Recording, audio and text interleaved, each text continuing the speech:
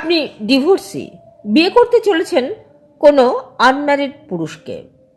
আজকে আলোচনা করব ডিভোর্সি মেয়েদের কেমন পুরুষকে বিয়ে করা উচিত।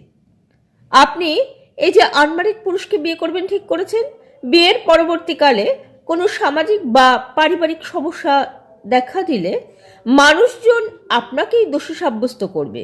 আপনি ভালো নন, ডিভোর্সিরা সংসার করতে পারে না, এইভাবেই আপনার দিকে আঙুল তুলবে। হয়তো আপনিও মনে মনে নিজেকেই দোষী সাব্যস্ত করবেন, ভাববেন হয়তো আপনার কোনো দোষ ছিল, তাই আগের সংসারটি ভেঙেছে। কিন্তু হয়তো আপনার আগের হাজবেন্ড ভালো ছিল না, জালেম ছিলেন, তার সাথে সংসার করা যায়নি বলেই আপনি সংসারটি করতে পারেননি।